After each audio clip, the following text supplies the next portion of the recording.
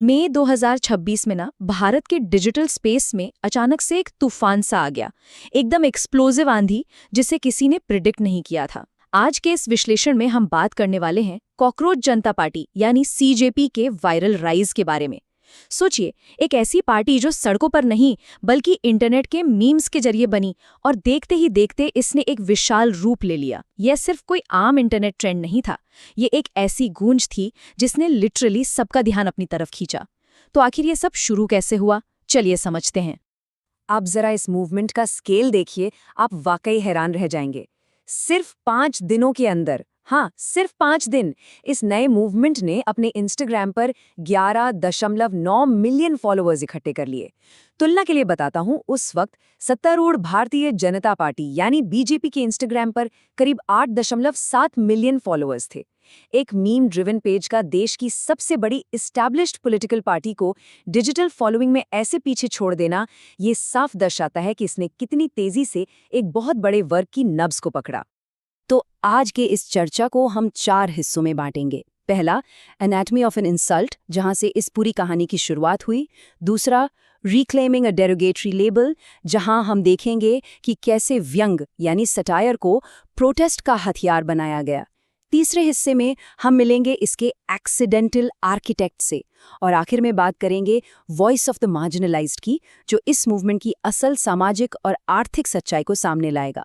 तो चलिए सीधे चलते हैं अब अपने पहले पड़ाव पर, एनाटॉमी ऑफ एन इंसल्ट। आखिर वो क्या प्रेरक था, वो क्या चिंगारी थी जिसने इस आंधी को जन्म दिया?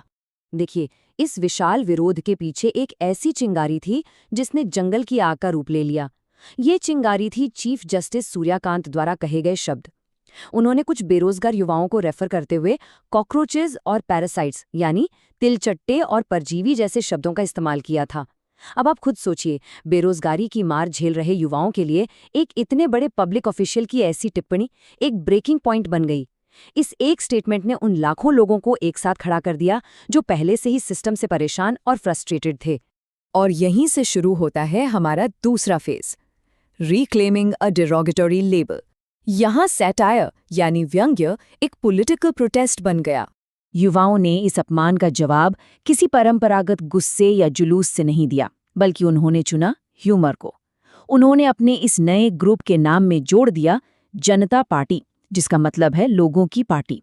और इस तरह एक मीम मूवमेंट ने खुद को एक व्यंग्यात्मक राजनीतिक दल यानी सैटिरिकल पॉलिटिकल आउटफिट बना लिया।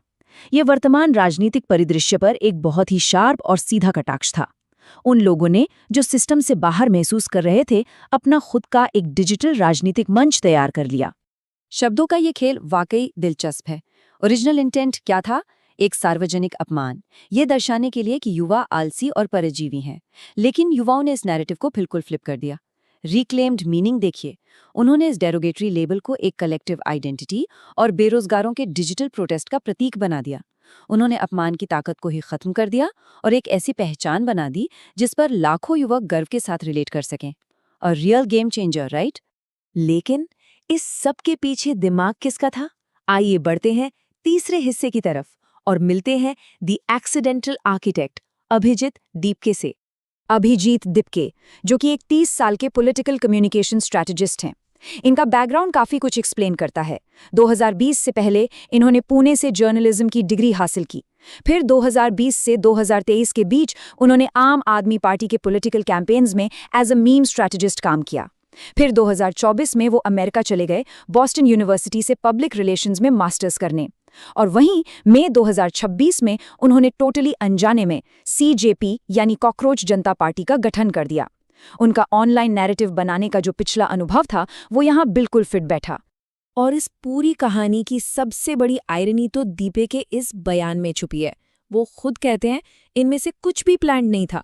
अगर मैंने इसे प्लान किया होता तो मैं इसे अमेरिका से नहीं कर रहा होता। खैर, सोचिए जरा, एक ऐसा मूवमेंट जो भारत के लाखों मार्जिनलाइज्ड युवाओं की आवाज बन गया, उसकी शुरुआत अचानक से बिना किसी मास्टर प्लान के समुंदर पार अमेरिका में बैठकर की गई थी। ये कोई वेल फंडेड पॉलिटिकल कैंपेन नहीं था, ये बस नेचुरली और स्पॉन्टेनियसली बड़ा हो गया। तो आखिर ये इतना बड़ा क्यों बन गया, ये हम समझेंगे अपने आखिरी हिस्से में, voice of the marginalised. The socio economic core. असल में ना ये वायरल सक्सेस सिर्फ एक सोशल मीडिया ट्रेंड तक सीमित नहीं है। ये एक विशाल युवा आबादी की बहुत गहरी और लंबे समय से दबी हुई निराशा को सामने लाता है। सच्चाई ये है कि भारत के यंग पॉपुलेशन का एक बहुत बड़ा हिस्सा इस वक्त औपचारिक वर्कफोर्स से बाहर है। जब इस मूवमेंट ने सटायर का सहारा लेकर खुद को आलसी और बेरोजगार युवाओं की आवाज़ बताया, तो इसने सीधे उन मार्जिनलाइज्ड लोगों से कनेक्शन बना लिया, उन लोगों से जो इस आर्थिक स्थिति का दर्द हर रोज़ झेल रहे हैं।